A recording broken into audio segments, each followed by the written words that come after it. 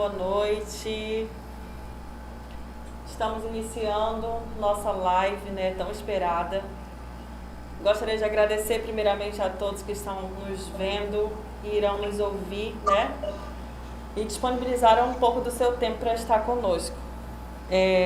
A live está sendo promovida pela Clínica Unilaços e estaremos promovendo a roda de conversa intitulada Os Desafios da Inclusão das Crianças com Transtorno do Espectro Autismo. Temos como participantes da roda a Devanilde, a psicóloga, Cleidiomar Rosa, psicopedagoga, eu que vos falo, terapeuta ocupacional, Michele, professora e mãe, e Naila, advogada e mãe. Sejam todos bem-vindos. Espero que seja um momento muito proveitoso, uma vez que vocês estão dispondo do tempo de vocês para estar conosco. As meninas querem complementar a todos? Bem, eu também agradecer a todos que estão aqui conosco e que essa roda de conversa ela venha trazer para todos o esperado, que ela venha trazer novos conhecimentos, novos saberes sobre esse tema do TEA. Alusivo à data 2 de abril, né, o Dia Mundial da Conscientização do Autismo, que foi estipulado pela ONU em dezembro de 2007, esta data e este mês em que estamos iniciando hoje trata muito sobre a questão da conscientização do autismo, trata muito sobre esse tema justamente para que se amplie os olhares para a compreensão, né, uma vez que a prevalência tem sido muito grande em todo o mundo. Muitas pessoas falam sobre o autismo, mas ainda assim a gente ainda pode considerar que pouco se discute. Então, para iniciar essa discussão, vamos do início, assim, para poder falarmos um pouco mais a respeito, né? O que é o autismo? Segundo o Manual Diagnóstico de Transtornos Mentais, em sua 5ª versão, o autismo ele é um transtorno no neurodesenvolvimento caracterizado por disfunções na interação social, na comunicação e comportamentos repetitivos e estereotipados. Assim como também no processo diagnóstico são descritos os níveis a que ele se dá. Atualmente em nível 1, 2 e 3, em leve, moderado e grave. Estes sendo representados pelo grau de comprometimento de cada criança. Pela primeira vez, o autismo foi descrito em 1911 pelo Eugene Bleuer, que ainda associava este comportamento à patologia esquizofrenia, que se deu assim, pela descrição em uma fase desta patologia em que a pessoa tinha perda do contato total com a realidade. E só depois de muitos anos que começou a se discutir o autismo em si. A primeira teoria, digamos assim, a primeira discussão sobre o assunto só veio no ano de 1943, por Leo Kanner, que publicou um estudo falando sobre os distúrbios que o autismo poderia poderia apresentar nessas pessoas, como um isolamento extremo, obsessividade, ecolalia, comportamento estereotipado e dificuldade na interação social e no contato como um todo.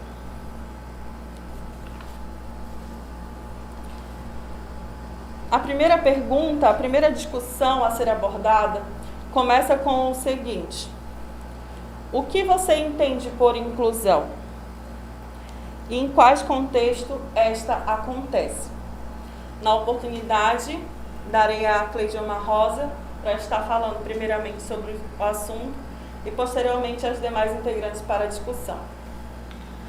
A inclusão é o ato de incluir a pessoa na sociedade, onde essas pessoas têm a vulnerabilidade socioeconômica, ela tem a vulnerabilidade de se associar a uma sociedade.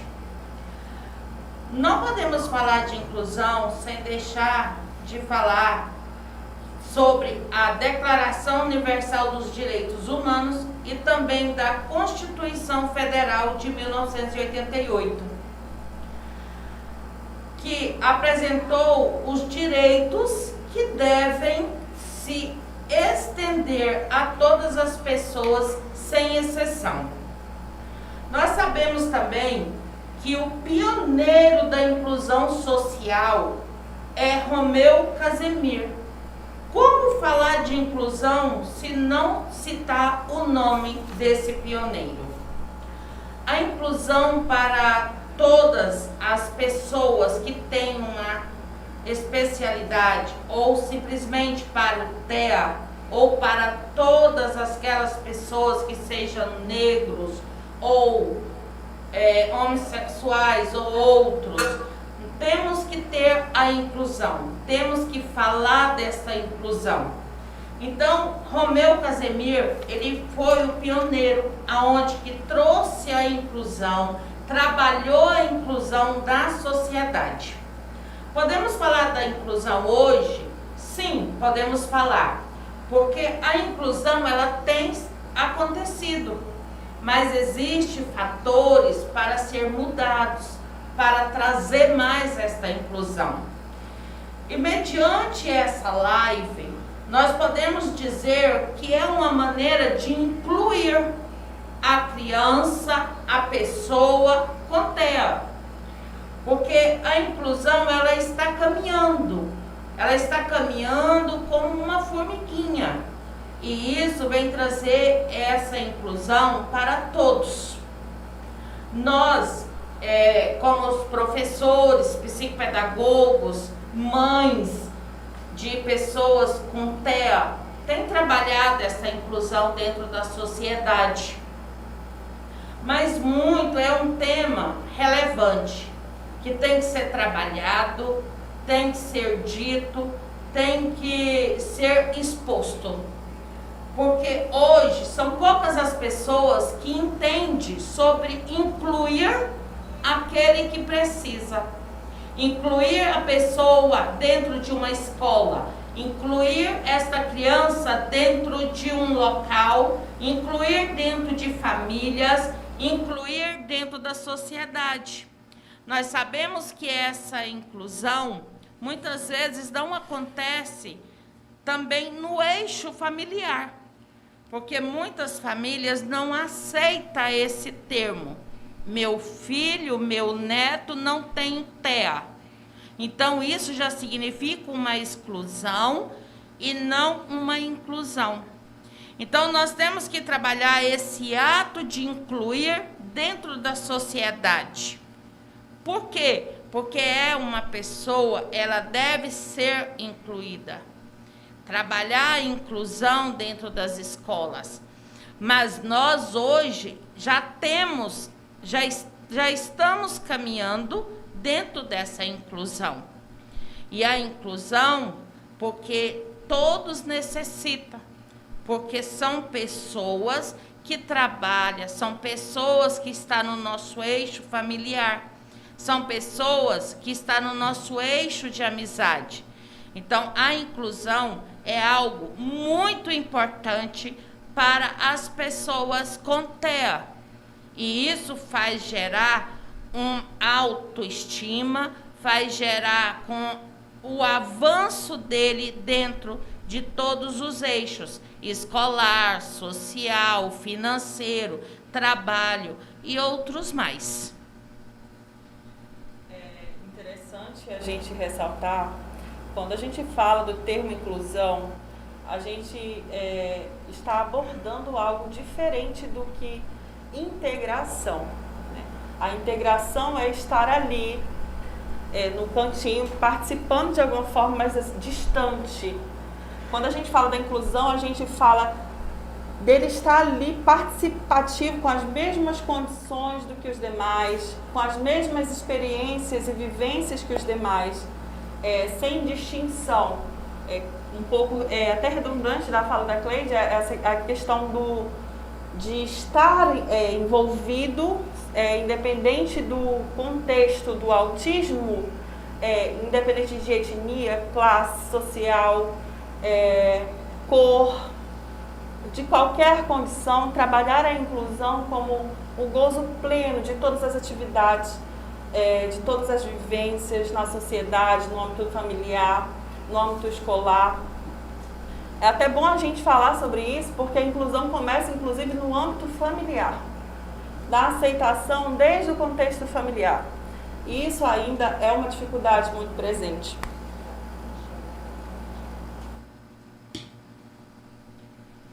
Contribuições?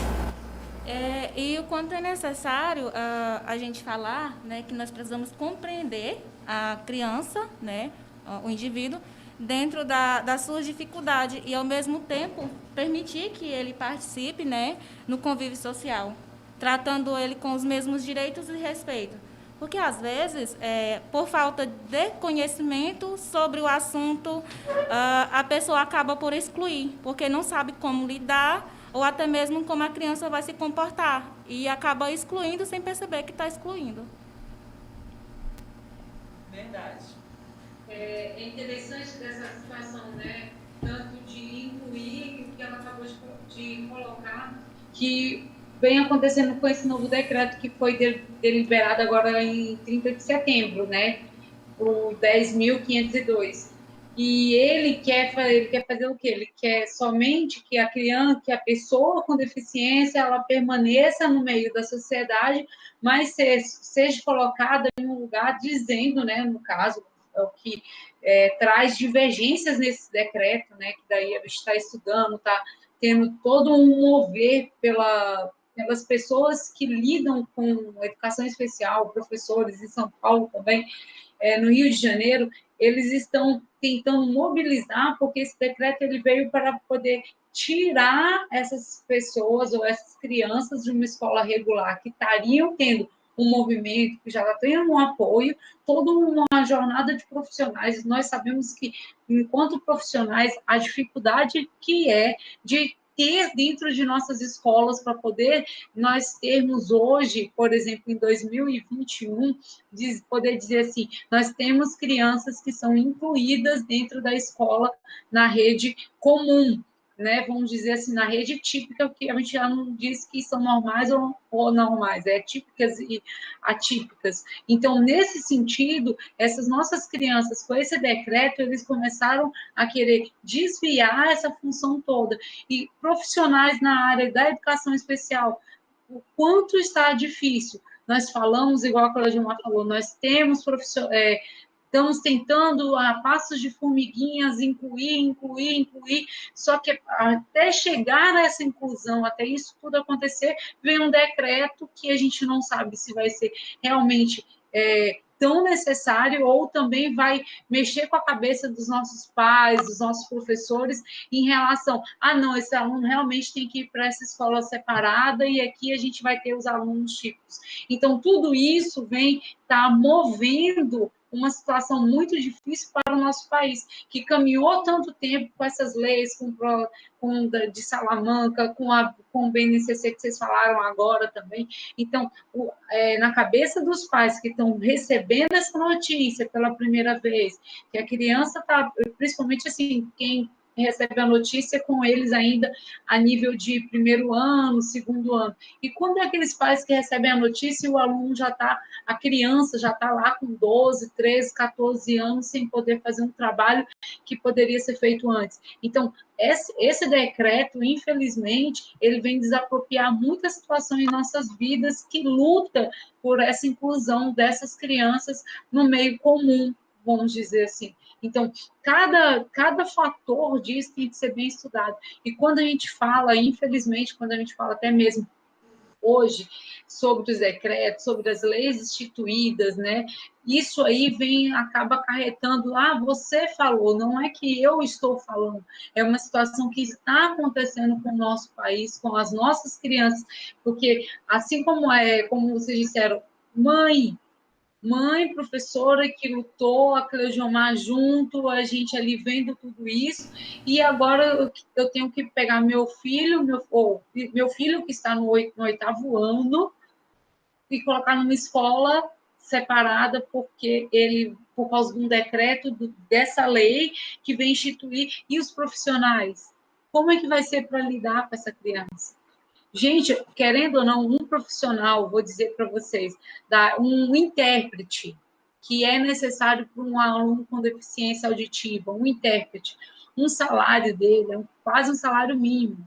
Aonde um professor que estuda 4 anos também, além de fazer a pedagogia, tem que fazer uma pós-graduação em educação especial para poder estar lidando com essa criança, vai querer receber um salário mínimo ou menos do que isso. Então, infelizmente, essa situação do incluir hoje acaba nos acarretando nesse tipo de situação que o Jamão acabou de falar. Muito obrigada. E também eu tenho uma frase que fala o seguinte: autismo, apenas uma palavra, não uma sentença. Por quê? Porque hoje nós vemos que o autista, a criança com TEA, muitas pessoas vê como uma sentença. Vê isso como uma sentença. Essa sentença já é a própria exclusão.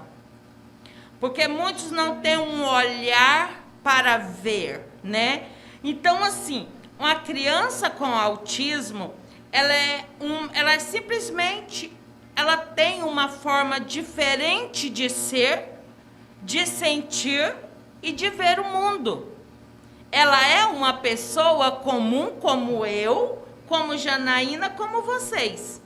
Então, o autismo hoje, muitas vezes, ele é visto como uma sentença. Aquela pessoa carrega aquela sentença pro resto da vida. E não é isto.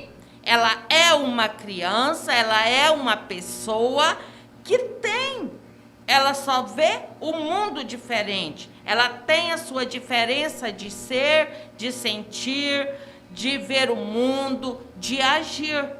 Então, assim, o autismo, ele não se cura, ele se compreende. Então, cabe a nós compreender o que é o autismo. Cabe a nós compreender e incluir essa pessoa. Sim, Michele. E tirar aquele mito, né? Que é uma situação que dizem assim, aquela criança vive no mundo dela. É como se isso é um mito. Ele não vive no mundo dele, ele tem todo mundo igual a todas as pessoas. A única coisa que é diferente é que nós é que somos diferentes, temos que nos adaptar a eles, porque eles estão no lugar deles. E muitas vezes eles compreendem e sentem porque eles são mais sensitivos do que nós, que dizemos normais, eles compreendem muito mais, são muito mais sensitivos do que nós. Então é nós que devemos estar nos adaptando a ele, e não eles tendo dizer para eles, ele tem o mundo dele, é aquele ali, ele vai ficar ali e pronto. Não, isso aí para mim, e acho que como você acabou de falar, né, é um mito. Simplesmente um mito e não existe isso. Então, professora Michele, eu com relação a essa adaptação, esse aperfeiçoamento, porque é dessa forma que eu vejo o autismo, né, a inclusão dos autistas. É um processo de convivência, é um processo que alguém tem que ter para entender que eles não são anormais, que eles não são... Eu até costumo dizer que eu não sou uma mãe atípica, que eu estou em treinamento para ensinar as pessoas como lidar com os autistas. Porque hoje é só a minha filha, mas amanhã pode ser a filha de um outro. E como esse outro vai lidar? Como esse outro vai encarar a inclusão do seu filho, do seu neto, do seu sobrinho? Então, assim, incluir hoje é entender, é trocar, é valorizar um ser humano. Porque quando fala em autistas, já se pensa que é algo assim, nossa, absurda, nossa, é uma doença rara. Não é uma doença rara, é raro, é um transtorno raro, sim, mas não é de outro mundo. As nossas crianças, elas merecem respeito, elas merecem ser entendidas da forma como elas são, da forma como elas vieram ao mundo. E não o mundo elas ter que se adaptar ao mundo. Não é assim que funciona a inclusão. Pelo contrário, o mundo tem que se adaptar às várias formas de pessoas que tem. Assim como tem autistas, tem os deficientes visuais, tem os deficientes físicos, e o mundo está se adaptando a essa nova realidade. Por que não se adaptar e por que não incluir o autista? É interessante que você falando isso, é que a gente pode se reportar um tempo bem atrás, acho que eu quando era mais menina, vou dizer assim, porque muitas vezes tínhamos as dificuldades, né? Os nossos pais e a escola tradicional chamava a gente de ou de tapado, ou de bobona, ou de não conseguia, e nesse meio aí eu vou citar uma situação que é bem de nossa vida, que são as pessoas que têm Tourette. Não sei se você já ouviu falar. Às vezes, ou se não, o que ela acabou de falar também, que é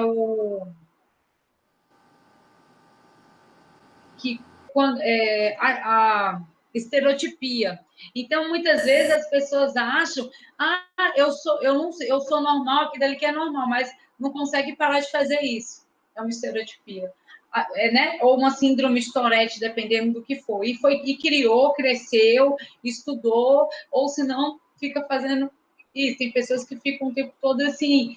E eles são, não quer dizer que eles são normais e quem tem hoje, né, como se diz, o TEA ou autismo não vai ser considerado normal. Então, antes, a gente tem que ver isso. Nós tivemos pessoas com as síndromes, com os transtornos, e elas eram tratadas normalmente, só que de uma forma diferenciada, como eu falei para vocês. A gente era, não, esse aqui não dá conta de ler, vai ter que ir para um Mobral, esse aqui vai ter que ir para uma sala especial. Então, tudo isso veio com o tempo, só que esse tempo está mudando, esse tempo está fazendo com que os nossos filhos corram atrás. Eu te digo uma coisa tão séria que está acontecendo e as pessoas não estão vendo, é que essas crianças, elas crescem, elas estão crescendo. Elas estão saindo aqui de 2 anos, 3 anos, quando a gente começa a ter uma preocupação, um olhar diferente, começa a ter o laudo, e eles estão vindo o quê? Com 13, 14 anos. E isso aí, o que a gente vai fazer com essas crianças? Então, tudo isso a gente tem que ter uma preocupação dentro do incluir também. Uma questão também que é bom a gente ressaltar é a questão das diferenças, né? A gente fala de inclusão da criança com autismo de uma forma tão complexa às vezes, quando na verdade o incluir ele está relacionado a respeitar as individualidades que todos nós temos, né? Independente de um diagnóstico, independente de qualquer condição, nós somos únicos, diferentes. E essas individualidades devem ser respeitadas para nós, considerados pessoas típicas, e também para as pessoas que são neurotípicas, como as crianças com autismo. Essa questão do mundo que a Michelle falou, inclusive tema de muitos livros, né? Alguns concordam, outros não concordam, da questão de um mundo singular. Mas, se a gente for analisar como um todo, a gente vê que, na verdade, é uma forma de interpretar o mundo subjetiva, assim como nós também temos, né, as ideias, o que eu defendo é diferente do que a Cleidiomar defende, do que a Devanilde, que todos nós, e olhar por este viés é o caminho para se trabalhar uma inclusão plena em todas as esferas de vida, seja no âmbito familiar, no âmbito social, no escolar, né, no lazer, na participação como um todo, que nem a Michelle abordou. A criança vai crescer e a gente precisa garantir essa participação integral e ativa dele na sociedade, contemplando todos os eixos possíveis, né? E uma forma da gente incluir é trazer o conhecimento, se comunicar, falar sobre o assunto, né? Que enfatiza mais uma vez a importância de estar abordando sobre essa temática em véspera do dia 2 de abril, né? O Dia Mundial da Conscientização do Autismo. Eu gostaria de ressaltar ainda mais sobre isso. O objetivo desta data é justamente explorar conhecimento, de explorar tudo que a gente pode assim compartilhar com as pessoas que não compreendem ainda o autismo, para além de um diagnóstico, mas para a subjetividade do sujeito, trabalhar essa inclusão de uma forma integral, de uma forma humana, com muita empatia acima de tudo, né? Se colocar no lugar da família, se colocar no lugar da própria criança com autismo. Quando a gente fala de inclusão e fala dos aspectos de inclusão, da inclusão, né, que envolve a inclusão, a gente pode se remontar a algo real. Por exemplo, você está ali num supermercado com seu filho e, de repente, ele tem uma crise. E como que as pessoas ali vão interpretar aquele comportamento, aquela considerada birra, aqueles gritos, a forma dele, dependendo do estímulo que ele recebeu, a forma que ele está reagindo àquele estímulo? Como que essa inclusão acontece na prática, né? Quando a gente compartilha sobre esses ideais, é um eixo muito importante falar sobre as vivências reais, as vivências práticas. Como que eu estou trabalhando essa empatia? Como que a mãe, como que o pai se sente ao ver as pessoas olhando diferente, ao ver as pessoas criticando, né? Saindo de perto, até julgando, olha, a mãe não sabe cuidar. Então, assim, a inclusão, ela começa a partir de diálogos como este, da partilha de conhecimentos. Então, acho que esse é o caminho, né? Falar sobre isso é extremamente importante. Hoje já se tem visto mais sobre a inclusão em filas preferenciais, né? Ali os símbolos como vaga e tudo mais, como prioridade. Mas o autismo não tem cara e a gente não pode deixar de falar sobre isso. Eu só vou aceitar o comportamento do outro porque ele está ali na fila preferencial. Eu preciso olhar essa inclusão de um contexto macro, de respeito de singularidade mesmo, de subjetividade mesmo, independente, né? Aqui estamos falando sobre o autismo, mas independente das diferenças que nós apresentarmos. Trabalhar essa subjetividade fica até repetitivo, mas não há outra palavra para colocar nesse lugar, né? Trabalhar essa subjetividade, compartilhar e ter empatia para promover essa inclusão, independente se eu sou um profissional que trabalha com autismo ou se eu sou um familiar de alguém com autismo, mas como ser humano, como sujeito, como um cidadão qualquer. Nós precisamos falar mais sobre esse processo. E a Michele tocou num assunto muito importante. Nós que precisamos se adequar a eles, né, Michele? Porque assim, a maioria das pessoas acham que eles têm que se adequar ao mundo que nós vivemos. Mas não é isso. E muitas vezes, como nós trabalhamos e vivemos, né, com pessoas autistas, temos familiares autistas, nós estamos vendo a importância dessa inclusão, a importância de conhecer mais sobre o tema, conhecer mais sobre a inclusão e conhecer mais sobre como entrar no mundo deles.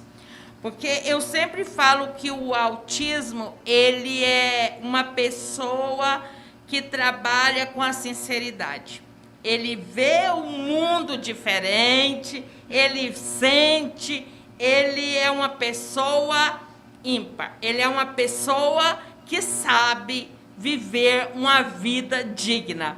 É nós que não sabemos. Nós não sabemos. Porque nós não compreendemos ele e nós não sabemos. Então, assim, eu como psicopedagoga sou amante dos autistas de coração. Se não fosse os autistas, eu acho que não estaria nessa minha profissão. Porque se eu estou é porque realmente eu amo. Então, assim, realmente você tocou numa palavra-chave. Nós precisamos nos adequar ao mundo deles para sabermos viver com integridade, com sinceridade, com verdade e mediante a inclusão deles. Então, nós somos. Então, assim, a Jana falou também sobre a inclusão e nós aqui estamos, assim, maravilhados, né, com todas essas falas da inclusão. E é um tema que tem que ser debatido. Tem que ser um tema que temos que trabalhar mesmo. Porque todas nós aqui, e creio que todos os que estão nos acompanhando, também acreditam nessa inclusão. Acredita que precisamos ser, temos que viver como eles vivem. É interessante pensar, né, essa questão de nos adequar. Vygotsky, nas suas linhas de estudo relacionado à inclusão, ele já trazia isso, né, que a sociedade, eles tentavam trabalhar a criança para poder incluir na sociedade. Só que depois ele percebeu que não, nós que precisamos, né, nós que precisamos ser trabalhados para poder começar a incluir aquela criança, para poder começar a incluir esse indivíduo. Como a Janaína falou, dentro da sua subjetividade, dentro das suas potencialidades. Que, apesar do diagnóstico, eu falo apesar, porque o diagnóstico não resume quem é a criança, quem é o indivíduo, né? É só um diagnóstico. Ela tem potencialidades, ela tem potencial como qualquer outra criança, só precisa ser estimulada e trabalhada de forma correta. Sim. Isso já puxa a gente para um segundo eixo, né? A gente estava conversando mais cedo e falando sobre a importância de termos a Michelle e a Naila nessa live hoje, né? A vivência para além de profissional, uma vivência da maternidade real, né, com o TEA. E não é impossível a gente não abrir um eixo para que elas possam externar um pouco sobre a experiência delas do início, né, da descoberta, como perceberam esses sinais, de que forma lidaram com isso, né, até chegar aqui hoje para um momento como esse, riquíssimo, de compartilhar suas próprias experiências.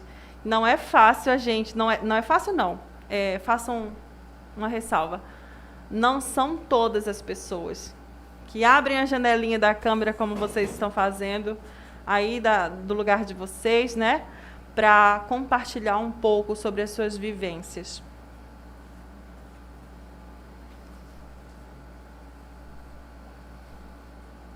Já que a da Naila está tendo uma queda, a gente inicia aí. Bem, eu vou falar um pouquinho antes do meu filho, como começou, né, realmente essa história. Eu tive, assim, a minha visão foi um pouquinho diferente pela situação de eu já lidar com a educação inclusiva, né? Eu sou intérprete da área de Libras, trabalho com alunos com deficiência, a primeira vez deficiência auditiva, que foi a minha primeira formação, depois eu fui lidar com o deficiente visual e o braille, né, que são essas situações. E, para minha surpresa, assim, gente, eu trato com muito carinho o meu cobaia. Eu chamo ele de meu cobaia porque ele foi o que me motivou a ir em busca de mais formação, em busca de coisas que antes eu nem tinha noção da área de educação especial. Para mim, como a gente, né, acho que todas as pessoas, quando você faz uma formação, você vai em busca somente daquele caminho da sua área, né? Você os outros eixos, eles vão ficando meio que escondidos. E o que aconteceu? Eu lidava com a deficiência auditiva, lidava com comecei a lidar com visual e veio os transtornos, que vocês sabem que é um pouquinho diferente também das deficiências, que é a dislexia, a disprasia, a dislalia, e aí foi ficando, eu fui me aperfeiçoando, não, estudando, tendo que ensinar esses alunos, né, principalmente alunos. E o Abner veio na minha vida.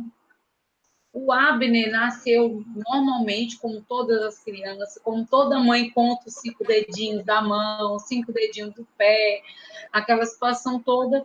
E na vida dele, com mais ou menos 2 anos, 3 anos, ele teve uma infecção bacteriana pulmonar. Então, o Abner, ele não nasceu, porque a gente sabe que nasce, adquire, genética, tem todos os fatores agora que a gente, isso aí é coisa para discutir depois, não agora, porque a gente tem muita mãezinha ouvindo e quer entender como que acontece tudo isso na vida da pessoa, né? Aquela basezinha mesmo. E o Abner, depois que ele fez o tratamento e tudo, a gente começou a notar. Particularmente, não foi somente eu, foi uma professora, né, da escola onde ele estava junto comigo. Eu trabalhava lá primeiro, que é a escola IEMUC. A tia Silvana, que todo mundo de Conceição conhece, ela começou a me dar umas cotoveladas assim: Michele, tem alguma coisa diferente no seu menino. Olha só o jeito que ele está andando, olha o jeito que ele olha o jeito...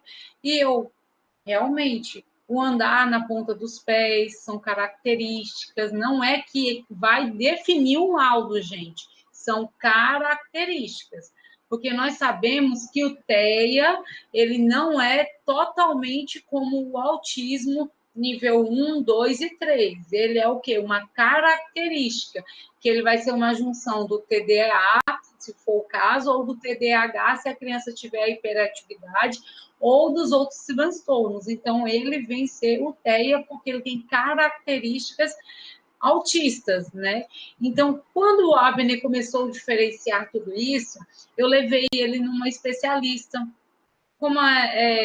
por exemplo, gente, eu digo para vocês, mãezinhas, um pouco diferente, quando a gente olha para o nosso filho, tem algo estranho, a gente procura sempre alguém, uma professora que vê tudo isso, que reclama demais. Ei, seu filho não para quieto na sala. Ei, seu filho faz isso, isso. E a gente pensa que muitas vezes é até mesmo a professora que está reclamando demais do nosso filho. Só que nesse momento, a gente foi em busca de uma pessoa que sabia realmente, né, de um especialista. E nesse especialista, que foi em Redenção, começou com a doutora Juliana, também eu acho que vocês devem conhecer, e daí se foi se formando um laudo para o Abner.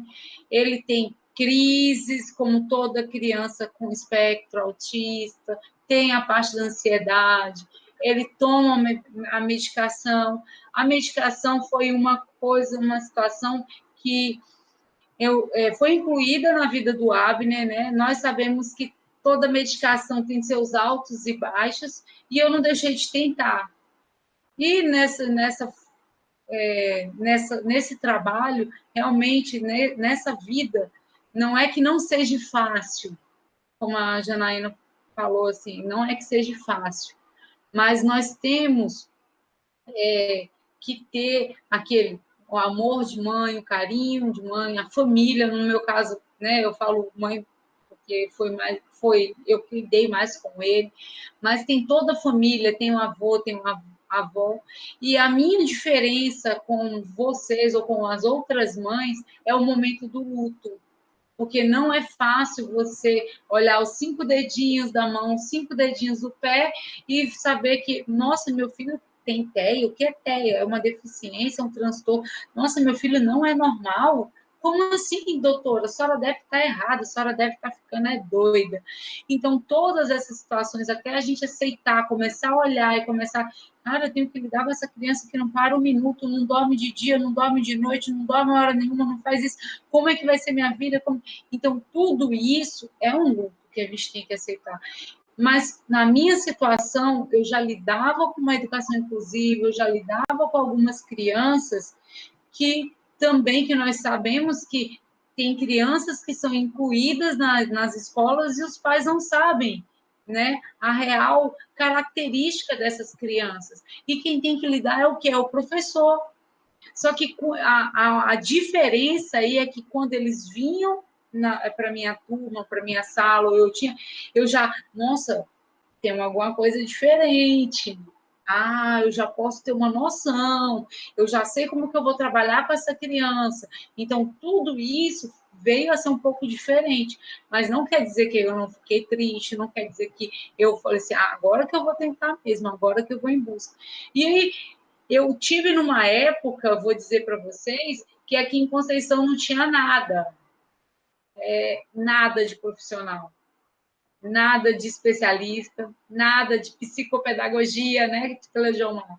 A nossa turma que eu fiz junto com a Cleodiomar por causa disso também, por causa do Abner, mas graças a Deus ela tomou uma iniciativa abençoada, assim, que eu falo para ela que ela é muito guerreira e foi abençoada por ter montado a clínica para a gente. Eu digo para a gente porque eu usufruo dela, tá, gente? Ela tem especialistas, a Cleodiomar cuida do meu pequeno, com todo um carinho, que não é mais pequeno, que a nossa preocupação hoje é essa, né? Então, assim, entre as lutas e os desafios que não tinha em Conceição, eu saía daqui de Conceição 7 horas da noite para chegar em Palmas, né, durante a madrugada, para que ele pudesse descansar, para no outro dia ele fazer a intervenção neuromental, para fazer essa intervenção que tem que estar descansado para poder fazer outra viagem de volta, porque ele estudava numa escola que não podia faltar e nem eu podia faltar o trabalho. E hoje, já tem uns 2 anos, ou vou dizer assim, eu acho que é 2 anos que a Cleodiomar montou a clínica. Desde esse tempo, o Abner vem sendo atendido por eles, pelo carinho da Cleodiomar, que sabe da sinceridade que o Abner fala, né, que o Abner fala muito sincero, você vai tentar, Abner, se ele já é bem sincero. E a nossa preocupação hoje é que ele já está chegando aos 13 anos, está chegando ao ensino fundamental maior, quase ensino médio, e nós estamos ainda com uma leva muito pequenininha de crianças de 2, 3, 4 anos, que isso aí a gente já sabe lidar, graças a Deus. Hoje em dia, por exemplo, quando eu vejo uma criança em crise na rua ou no supermercado até mesmo, a gente se aproxima, a gente já chega com uma aproximação. A mãe, quem se assusta, gente, não é nem a situação, a mãe que se assusta, como assim, você vai pegar meu filho? Como assim, você não vai reclamar? Como assim, você está conversando com meu filho para ele se acalmar? Como que você sabe fazer isso? Você sabe acalmar esse meu filho? Ele não consegue, aí eu vou lidando, vou conversando, e a criança vai se acalmando. Quem fica assustado, gente, hoje em dia, não é mais as pessoas assim, é a mãe que olha assim, como assim? Você sabe lidar com meu filho? Não, mas ninguém chega perto dele. E são essas situações e essa é a nossa história aí. E estamos aí junto com a Cleodiomar na clínica, tendo todos os especialistas agora, não precisando mais fazer viagens para Palmas, nem Redenção tão longe, né? Eu sei que tem muitos pais, infelizmente, que não têm as condições necessárias, principalmente financeiras. Mas a gente tenta ajudar, a gente tenta organizar, conversar com os pais, né, ou com os professores também. Eu, assim como a Cleodiomar me chamou hoje, né, para estar com vocês, que conhecendo a Naila, as meninas todas, é um prazer muito grande. Eu espero que a gente possa conversar e trocar figurinhas cada vez mais agora, tendo esse conhecimento, porque eu quero muito, sabe, poder ter meu filho incluído na idade que ele está hoje, porque não é fácil. A gente incluir a criança, a gente vai tentando, a gente briga com o professor, a gente discute com a sociedade, beleza e tal. Só que quando ele vai chegando em 13, 15 anos, como é que vai ser agora quando meu filho chegar aos 18 anos? É toda uma preocupação, é todo esse medo que vocês sentem, que vocês sentem no luto quando descobre. Eu acho que eu estou começando a ter uma sensação agora, quando ele está chegando dos 15 aos 18 anos. E isso não é fácil. Principalmente você ter que explicar toda uma situação de uma pessoa que é detalhista em todos os sentidos. É isso aí. Novo e grande, porque ele está maior do que eu, sabe? Na hora que ele conhecer o Abner, quem puder ver o Abner lá na Curva de Omar, vai ver que o Abner é maior do que eu sou baixinha, eu tenho 1,59 m, ele já passou de mim. Então, é uma situação que está se passando um pouco complicado. Naila, você quer contribuir? Sim, sim. A minha experiência com a Manuela já foi um pouco diferente da Michelle. A Manuela hoje tem 2 anos e 6 meses, 5 meses. E eu comecei a notar que Manuela tinha alguma coisa diferente com 1 ano e meio. Manuela era uma bebê muito agitada mesmo, em todos os aspectos. Comer, andar, tudo, dormir. Tudo da Manu era muito agitado. E aí eu comecei a notar os comportamentos dela em casa, com o irmão.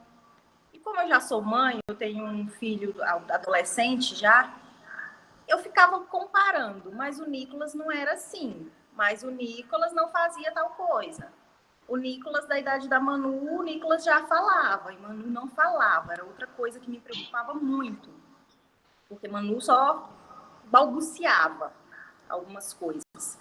Então, aquilo começou a chamar a minha atenção. Falei, não, mas com 2 aninhos ela vai começar a falar, esse comportamento dela vai melhorar. E comecei a compartilhar com algumas pessoas próximas. Olha, a Manuela está com um comportamento assim. Eu estou achando que Manu é autista. E para todo mundo que eu falava, as pessoas diziam, não, você quer chamar atenção. Você não está tendo paciência com a sua filha. Não, é você que não sabe educar. Porque o Nicolas é uma criança maravilhosa, a Manuela tem que ser também. E aí eu parei de compartilhar com as pessoas.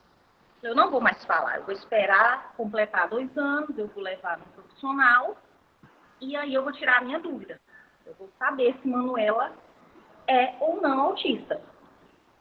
Esperei fazer 2 aninhos, mas o coraçãozinho sempre naquela esperança, né? Não, ela vai falar. Não, ela vai melhorar o comportamento. Não, ela vai parar de andar na pontinha dos pés.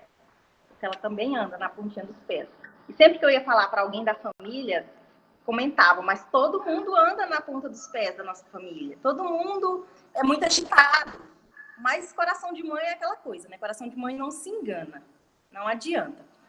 E aí, quando ela fez 2 anos e 2 meses, dezembro do ano passado, eu levei ela numa neuropediatra, e aí veio o diagnóstico. Veio o diagnóstico de TEA, nível 1. Depois, eu já levei, no mesmo dia, eu já levei numa psicóloga especializada em traumas também. E confirmou, fez todos os testes, e confirmou que Manu é autista.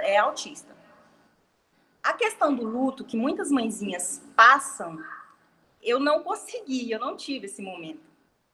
Eu não tive porque eu senti a necessidade de antecipar o tratamento, de antecipar as intervenções.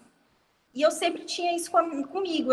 Eu não posso me dar o direito de sofrer, porque eu estou vendo a minha filha sofrer. Eu estou vendo a minha filha atrasada. Eu estou vendo a minha filha sem brincar com outras crianças, porque ela não gosta. Eu estou vendo a minha filha... Estou caçando o melhor ângulo aqui, mas está tendo um reflexo, né? Eu estou vendo a minha filha sem interação. E eu não quis isso. Tanto que em dezembro mesmo eu já procurei a Cleodiomar, já falei sobre a Manu, já estava com os laudos em mãos. E aí veio o recesso, né, de fim de ano. Mas em janeiro mesmo a gente já deu início às intervenções de Manu e uma melhora significativa. Manu hoje ela é atendida por essas 3 mulheres lindas que estão aí, e Manu já melhorou muito, muito mesmo. Hoje Manu já fala algumas coisas, hoje Manu já consegue se controlar o comportamento, as crises sensoriais dela diminuíram bastante mesmo. eu sei que é muito precoce ainda, que só tem 3 meses, ela ainda é uma bebezinha. Eu ainda sou também uma mãe bebê autista, mas eu sei que muito nós temos para contribuir. E o diagnóstico da Manu vir de forma cedo, vir de forma precoce, eu acho que isso vai fazer toda a diferença na vida dela. Na minha já tem feito, né? Porque hoje eu enxergo o mundo de outra forma. Eu enxergo o mundo atípico, que antes era tudo muito normal, um filho adolescente muito perfeito, um filho adolescente muito calminho, e de repente vem uma bebê autista que é do jeito que é, né, meninas? Aquela estrelinha que onde chega acende e que é só alegria. A fala da Naila nos remonta sobre a detecção precoce do autismo, que é a melhor forma, né, de iniciar, o melhor momento de iniciar os cuidados. A maioria das literaturas falam muito a respeito disso, do manejo ainda na questão precoce, na primeira infância, né, ainda antes dos 3 anos, para que a criança com TEA ela tenha uma maior funcionalidade, para que ela possa estar de fato mais adequada. Não adequada, não é essa a palavra, mas que esteja, que tenha respostas melhor da interação com o meio, de uma forma geral, né? Porque essas intervenções ajudam elas a interpretar as suas próprias vivências. E aí é que mora o X da questão. O manejo precoce, ele traz funcionalidade, ele diminui alguns sofrimentos que a criança passa ao interpretar alguns estímulos. Então, assim, essa fala também riquíssima, junto com a da Michele. Muito bom, muito legal ouvir vocês compartilharem isso. Janaína, é interessante que isso aí eu ouvi, né, foi um dos primeiros aprendizados com o Abner, foi quando eu fiz esse atendimento precoce, mesmo que ele já estava com 3 anos, porque como falei, ele, com 2 anos ele teve a infecção, né, bacteriana pulmonar. Então, ele só veio apresentar de 3 para 4 anos. E essa neuropediatra, ela tinha dito isso para mim, ela falou assim, olha, mãezinha, né, ele sempre trata a gente como mãezinha, você tem seu filho tem até 8 anos para ter todos os sensores, toda a parte neural trabalhada para que ele possa conviver. Depois dos 8 anos, você só vai poder trabalhar com ele até 12. Depois disso, ou ele vai vir um caso de ser autismo nível 1, 2, ou ele vai estagnar e não vai fazer mais nada. Quando ela falou isso, como assim? Ele só tem até 12 anos. Então, essa motivação que eu sempre encontro, quando eu vejo os pais, vejo mãe que me procura, eu sempre falo assim, vamos fazer logo, primeira coisa, vamos no especialista, porque todos eles também acham que indo no especialista, você está chamando meu filho de idoso, você está chamando... Então, isso tudo, né, esse tratamento precoce, essa situação antes lá, até mesmo vai ajudar e muito. Quem conhece o Abner sabe disso, era para ele ter ou estagnado, não sei, ou ter alcançado um nível muito alto, né? E eu conheci uma família que eu tenho um orgulho até mesmo de falar, são 2 famílias, mas uma eu pedi autorização, que é a Ticiane e o Davi, que quando ela me conheceu, Michele, tem alguma coisa errada com meu filho? Eu sei que você pode falar. E eu olhei assim, mas eu só sou psicopedagógica. Não, mas você pode conversa com o pai dele, fala o que a gente tem que fazer, fala o que a gente tem que buscar. E isso aí, por ser um atendimento precoce, está surtindo efeito na vida do Davi, sim. Ela conversou comigo esses dias, ele está começando a falar, a escrever. Então, tudo isso é uma coisa muito importante que Aqui em Conceição, eu acho que a Cleojamar, vocês, né, que estão lá na clínica, pode dizer que os casos têm aumentado, sim, e quando os casos já têm mais de 8 anos, se torna mais difícil até mesmo o trabalho todo educacional e psicopedagógico também. Só interagindo um pouquinho com o público que está nos acompanhando, tem um comentário do Luiz Rocha, 686, que fala: é muito complicado a intervenção precoce, na minha opinião, né? É uma discussão que a gente acabou entrando aqui e que eu acho que também se estende ao público que está nos ouvindo, né? Quando a gente fala da intervenção precoce, abrange tudo, principalmente a detecção precoce, né? E a detecção, ela começa dentro do lar. E a gente remonta mais uma vez da importância de estar falando sobre esse assunto, de estar compartilhando, de estar buscando, né, como detectar, quais os sinais. Logo mais a gente vai abrir um eixo muito importante sobre a importância, os benefícios, né, dos estímulos dos profissionais, mas eu acho assim, muito válido o posicionamento do Luiz, quando ele fala sobre a dificuldade da intervenção precoce, porque essa dificuldade ela começa na detecção. Apesar da gente de nós estarmos num mundo muito tecnológico, aí encharcado de internet por todos os lados, muitas informações, nem sempre a gente consegue filtrar o que vai pesquisar e aí não se atenta muito para as informações importantes, como os sinais do autismo, né? Que, como a Michelle falou, tem aumentado a nível de prevalência, né? O número de pessoas, o número de crianças com TEA tem aumentado, não só em Conceição do Araguaia, não só no estado do Pará, mas no mundo inteiro. Então, a gente deve voltar o nosso olhar para isso, sim. E outra, sim, né, Jana? Quando a criança é diagnosticada precocemente, há muito mais o que fazer. Como a Manu, o Abner. Hoje nós, citando o Abner, hoje o Abner é uma criança, é um rapazinho que faz tudo.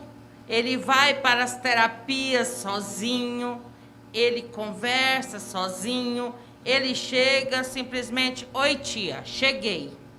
E ali ele aguarda, ele espera, ele faz a terapia, ele pega a sua bicicleta e vai para a sua casa. Então, assim, quando diagnosticado precocemente, há muito mais o que fazer. Nós, psicopedagogos, sempre destacamos que a criança, quando avaliada precoce, há muito mais o que trabalhar, a desenvolver, e o incentivo, o desenvolvimento dessa criança vai ser muito maior do que quando ela começa aos 8 anos, 9, 10. Como uma criança igual a Manuzinha, com 3 anos, como outras que nós temos, que começou com 2 anos de idade. Então, assim, eu trabalhei, tem 2 anos que eu trabalho com uma criança autista, e essa criança tem 2 anos, hoje ela está com 3. Ela já desenvolveu a linguagem, o aprendizado dela é maior, a socialização, a interação, como a Naila falou, a Manu já desenvolveu muito. Por quê? Porque ela já foi diagnosticada precocemente, iniciou as terapias comportamentais, a terapia ocupacional, a psicopedagogia, a terapia psicológica, a fonoaudiológica. Então, assim, o desenvolvimento dessa criança vai ser muito mais, vai desenvolver avante, ela vai prosseguir. E quando ela chegar a uma idade como a do Abner, ela vai estar igual o Abner, vivendo aquela vida que ele tem direito. Então, assim, nós psicopedagogos apoiamos esse diagnóstico precoce. onde nós temos muito mais o que trabalhar em busca desse desenvolvimento, porque para nós é um prêmio para nós ver uma criança nesse desenvolvimento, como a do Abner, como a da Manu e como de outros que atendemos. Eu acho assim também que na pergunta do seu Luiz aí, é uma situação que acontece muito, que eu convivo com alguns casos, vou dizer assim. Por exemplo, os pais, né, quando a gente conversa no primeiro momento, e quando não tinha também, né, quando a clínica ainda não tinha os profissionais aqui em Conceição. Então, o pai olhava assim, eu vou ter que levar meu filho num neuro ou no psiquiatra, e isso aí é longe, é caro, né? E nós sabemos que um primeiro laudo fechado, isso é um pouco difícil. Você fechar um laudo de uma criança, por exemplo, o TEA, né? Porque o TEA ele tem várias características para se unir e fechar. Porque, como a Janaína citou o DSM-5 aí, que é o F10, né, que seria somente o autismo. Hoje nós já temos, nos Estados Unidos ainda não tem a versão em língua portuguesa, que é o F11, que realmente faz característica ao TEA, que tem essa junção de alguns transtornos, né, para poder se caracterizar e fechar. E, assim, como a educação inclusiva, como toda essa situação de fechar um laudo por uma família que o seu filho é um TEA ou tem um autismo, alguns profissionais, eu vou dizer assim, não todos, alguns profissionais ficam naquele receio. Não, espera aí, nós estamos aqui vendo, estamos analisando, então, mas é uma situação precoce, isso é muito bom. Então, essa precocidade, vamos dizer assim, ela, para alguns pais, ela se torna um pouco difícil, porque se fala que bom que está sendo precoce, vai ter um atendimento, aí o pai vai ter que levar na psicóloga, na psicopedagoga, no neurologista, no neuropediatra, na terapia funcional, todos esses nomes, todos esses profissionais causam um certo medo e um certo inconforto na vida da família, né? E isso eu acho que o Luiz, na hora que ele fez essa pergunta, olha aqui, ele também está até falando assim, porque até se fechar esse laudo, por ter todos esses profissionais e também, infelizmente, questões financeiras, a família fica assustada, a família fica sem saber o que fazer. Como é que eu vou trabalhar com o meu filho? Vai ser a psicopedagoga que vai fazer esse atendimento, vai ser isso, mas ele não me deu um laudo fechado. Então, para se ter esse laudo, assim, como a educação, inclusive, como os profissionais da área, né, principalmente da neurociência e da neuropsicologia, da neuropediatria, eles têm desenvolvido, eles estão mais certeiros em termos do laudo, igual a Nairo, com a neném dela, é uma coisa mais certeira. Mas antes, como a pergunta do seu Luiz lá, era uma realidade muito triste, muito incômoda, porque até se chegar num laudo fechado, realmente a necessidade. E outra coisa que eu convivi muito, gente, que eu passei, que é a situação da medicação. É uma medicação, por exemplo, a Ritalina. Tem pai que hoje em dia não quer, na época, não agora, mas antes, para aplicar uma Ritalina, para aplicar um remédio que ia fazer seu filho dormir o dia inteiro, você vê o seu filho, uma criança, por exemplo, de 5 aninhos, dormir um dia inteiro. É muito difícil dizer que a criança tem autismo sem ter um laudo fechado. Isso aí traz a cabeça da família, embola tudo. Como que o meu filho está dormindo o dia inteiro, ele vai dormir mais uma noite, quer dizer que meu filho vai ficar nessa medicação. E quem vai fechar esse laudo? Quem vai passar por isso? Então, essa situação do laudo, assim, eu espero até mesmo que com a Janaína, né, com as meninas, com a Cleojomar, com a clínica aqui em Conceição, possa explicar melhor essa situação para os pais. Que hoje, graças a Deus, a gente tem mais certeza daquilo que a criança realmente necessita de atendimento. Um único problema ainda vai ser a questão financeira, que infelizmente é um decorrer não só de Conceição, gente, é uma coisa mundial, é uma coisa Brasil toda. Eu tive numa live também com a Eva Campanelli, muito boa, a professora doutora de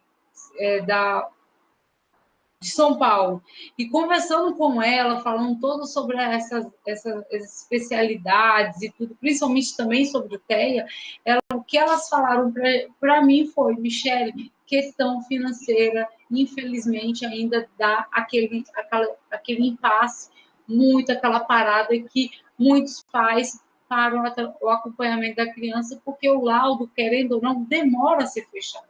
Leva-se um tempo para ter uma certeza.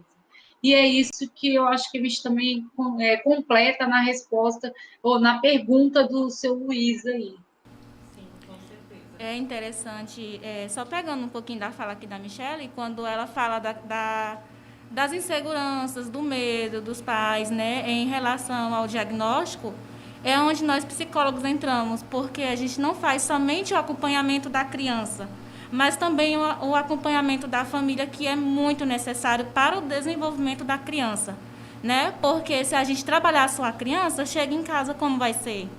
E ainda tem pais que não passou por esse processo do luto, como a Naíla falou. Quando ela falava, alguns falavam para ela, não, quer chamar atenção, né? Aí já entra a negação. A negação do diagnóstico. E é onde a gente começa a trabalhar para que a família, não só os pais, mas a família por completo, passe por esse processo do luto. Para, assim, aceitar a criança real e não a idealizada, para, assim, iniciar um acompanhamento e um tratamento da forma adequada. É verdade. E hoje, Michele, eu vejo assim que os profissionais da neuropediatria, eles estão em busca para esse fechamento de laudo. O neuropediatra hoje, a maioria dessas crianças que eu atendo, que são encaminhadas, eles solicitam uma avaliação psicopedagógica. E assim, entre 10 crianças que vêm a mim, encaminhada pelo neuropediatra, 8 têm essa solicitação. Porque essa solicitação dessa avaliação diagnóstica do psicopedagogo, ela tem levado uma maior segurança para o profissional médico. E eu vejo assim, quando um profissional solicita essa avaliação, tanto psicopedagógica, psicológica ou da terapia ocupacional, o laudo se fecha mais rápido. Como você falou, antes, há uns anos atrás, o laudo demorava em torno de 5 anos, 4 anos para fechar. Hoje, quando o neuropediatra solicita, o psicopedagogo faz as avaliações ali e já fecha aquela avaliação diagnóstica psicopedagógica. E nisso adianta muito para o profissional que vai fechar esse laudo. Então, assim, essa semana mesmo eu estava comentando com umas amigas e falando o quanto essas solicitações desses profissionais têm adiantado no processo dessas crianças, principalmente no laudo, no uso da medicação e também na questão diagnóstica, cognitiva e outras coisas mais. Então, assim, hoje eu conheço mães que levou as crianças a um neuropediatra e passou já logo comigo, com a psicóloga e com a fonoaudióloga. E com 3 meses, ela já estava com o laudo do filho na mão. Então, isso tem adiantado muito. De 3 meses, 4, que antes era de 3 a 5 anos. Então, assim, ficou bem mais fácil. Mas a dificuldade é, como você falou, em questões financeiras, né? Porque nem todos têm essa condição financeira. E antes ficava muito evasivo. Tipo, como? Eu vou levar meu filho para quem? Quem vai avaliar? Quem vai fazer? Aonde? Eu vou ter que levar para Marabá? Eu vou ter que levar para Palmas, Paraguaína? Então, hoje nós, mais adiante, depois das outras questões, eu vou falar sobre os profissionais que a clínica hoje tem para atender esse público.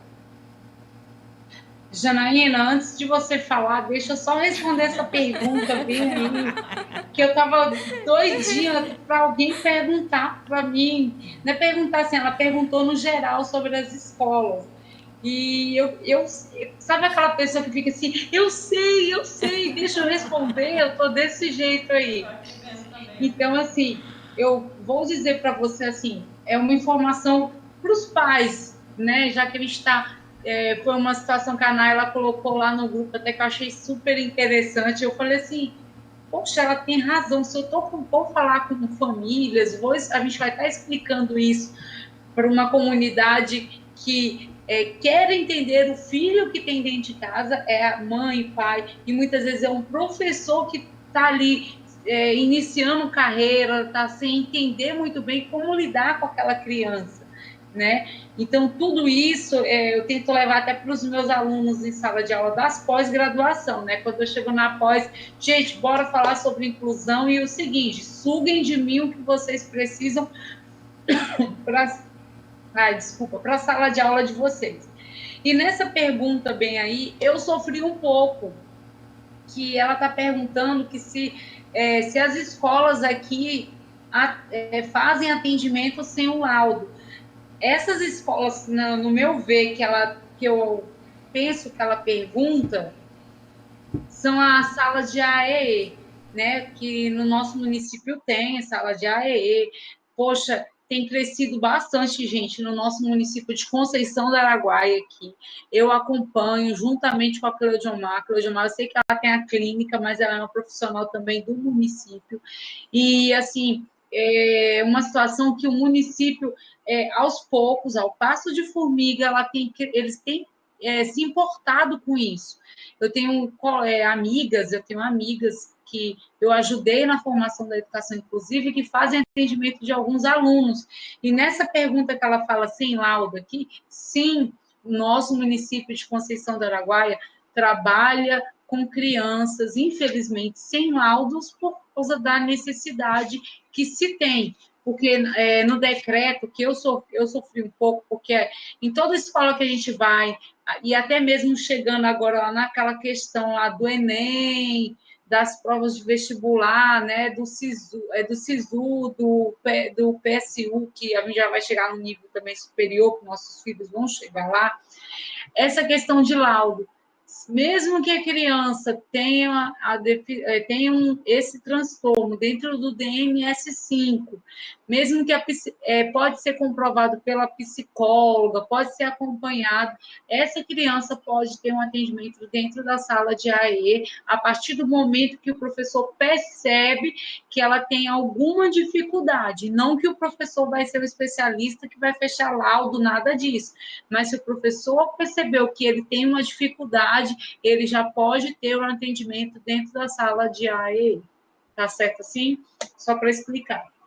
A abordagem também é muito importante, porque volta lá para aquela questão da detecção, né? Quando a gente fala da detecção, não significa que o diagnóstico vai ser fechado naquele momento que eu percebi que o meu filho é diferente, ou naquele momento que os professores ou as outras pessoas que convivem com a criança perceberam que ele é diferente, né? É complexo. E, às vezes, essa pressa até, né, de eu quero uma resposta, eu quero saber o que que é. É importante? Muito. Mas mais importante do que isso, acima disso também está a estimulação da criança para que ela possa já ser compreendida dentro do que ela apresenta no seu desenvolvimento infantil, que é justamente o que pauta o nosso trabalho clínico, né? Eu, enquanto terapeuta ocupacional, a Cleide, enquanto psicopedagoga, a Devanilde, enquanto psicóloga, a estimulação do neurodesenvolvimento da criança, né? Para que ela possa compreender suas complexidades neurobiológicas, né? E que ela possa suprir as suas demandas conforme o que ela apresenta. Bom, a nível de tempo, se vocês deixarem, a gente vai ficar aqui até meia-noite, 1h, porque aqui só tem quem gosta de falar, né? Assunto maravilhoso esse para ser discutido. Ainda mais quando é um tema que a gente adora falar, né? Lá na Unilaces a gente tem muito isso. A gente tem um perfil mesmo de abraçar o desenvolvimento infantil, o autismo junto com isso. Então, é, sim, a nossa paixãozinha. E é a primeira live que a clínica está promovendo. Então, assim, a partir dessa, a gente viu o quanto que é bom discutir sobre um tema que muitas pessoas estão buscando saber. A gente está vendo ali, infelizmente não deu para responder a todos na interação, né, nas redes sociais, mas a gente está vendo o quanto que as pessoas estão interagindo. Isso é muito gratificante para nós. Então, com certeza, a gente vai deixar em aberto aí novos momentos, tá? Eu gostaria de ressaltar, não falei no início, né, mas eu vou ressaltar aqui com vocês, a quem está nos assistindo, que nós estamos seguindo todas as normas de segurança para a prevenção da Covid na live, tá bom? As meninas estão sem máscaras porque elas estão no ambiente separado do nosso. E nós estamos aqui e nos mantemos de máscara também por questão de prevenção, tá bom? Só para reafirmar isso, para que não possa ser uma dúvida a quem está nos assistindo. E eu gostaria de finalizar, em nome das minhas colegas, com um pequeno trecho. Sobre os profissionais. Fala. Eu quero só ressaltar aqui, como eu falei para a Michele, hoje na clínica nós contamos com uma equipe montada para atendimento dessas crianças. Nós temos o neuropediatra, nós temos o psiquiatra, nós temos a neuropsicopedagoga, a psicopedagoga, terapeuta ocupacional, temos a psicóloga infantil, que está aqui do meu lado, temos também a nutricionista infantil, temos fisioterapeuta infantil, a fonoaudióloga, tá faltando, são 10. E temos o reabilitador cognitivo. Então, assim, nós temos um quadro de profissionais para essas crianças que contém 10 profissionais. Hoje, a clínica, ela tem hoje, no total, de 27 profissionais da saúde que atende dentro da clínica.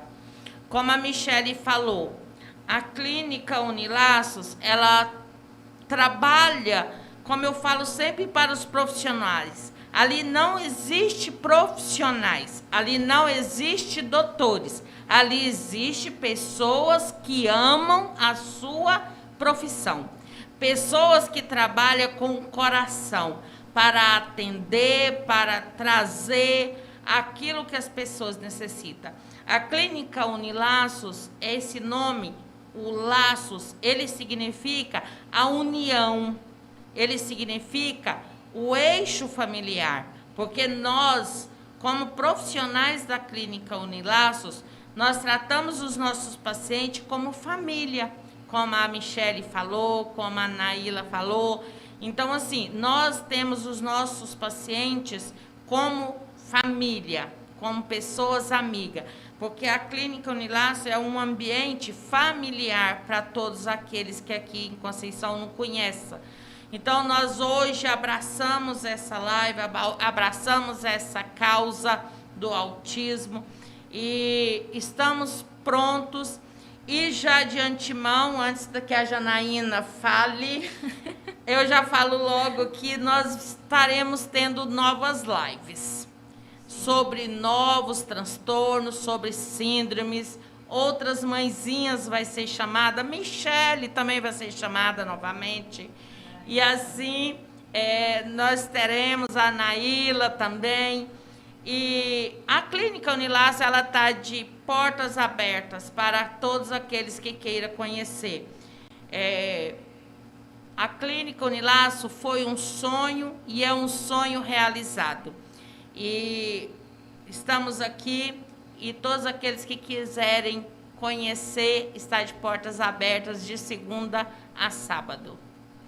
Ressalta essa questão do nosso compromisso, antes de tudo, profissional, de contribuir com a comunidade de Conceição do Araguaia, no sentido de esclarecer, de trazer informações, né? E essa foi uma estratégia muito legal, nesse momento de pandemia, de restrições, não deixar de fazer, de levantar as nossas bandeiras, de falar sobre um tema que é importantíssimo.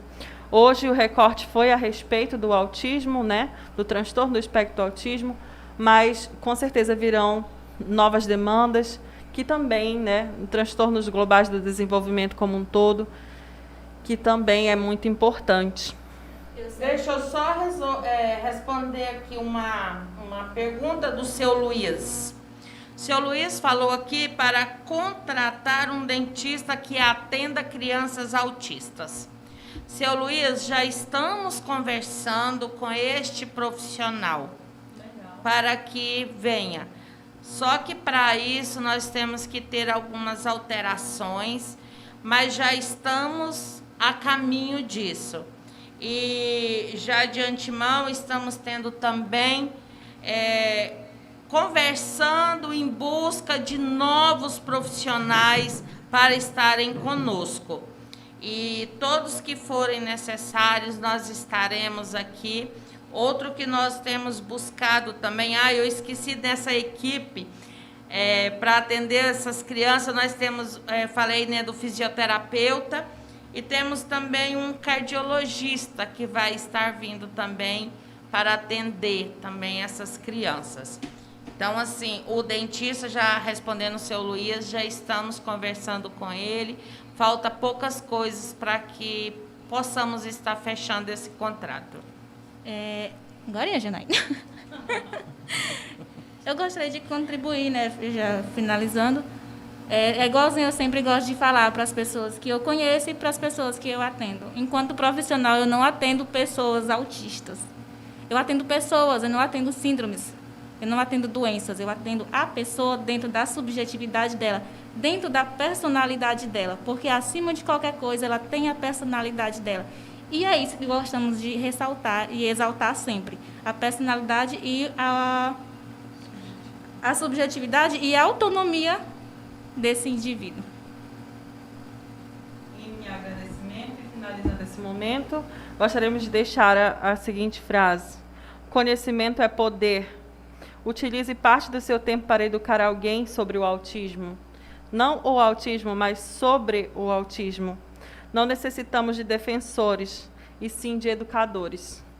Agradeço a todos que participaram, interagiram conosco, em nome da clínica, em nome das meninas, em nome de nós que estamos representando os profissionais, né, que somos só uma parcelinha pequena dessa equipe grande. Muito, muito obrigada. Cada um de vocês fizeram toda a diferença nessa live. Isso só fez ressaltar ainda mais a importância desse momento e que novas discussões possam surgir, né? Vou até deixar uma ideia aqui para a Cleide, depois no Instagram da clínica as pessoas possam estar sugerindo temas, né? Para que a gente possa voltar a novas discussões. Muito obrigada, gente. Sim, relembrando que essa live ela vai estar no YouTube. E todos que quiserem olharem, assistirem, vai estar lá. No IGTV também. No IGTV também. E já pedi para todos que participaram com a gente, as mãezinhas, muito obrigado. E se vocês quiserem nos mandar temas, nós estaremos aqui prontas para estar esclarecendo. coraçãozinho. Tchau, tchau, gente. Tchau, tchau. Muito obrigada. Feliz Páscoa para todos. A Michele. Tchau.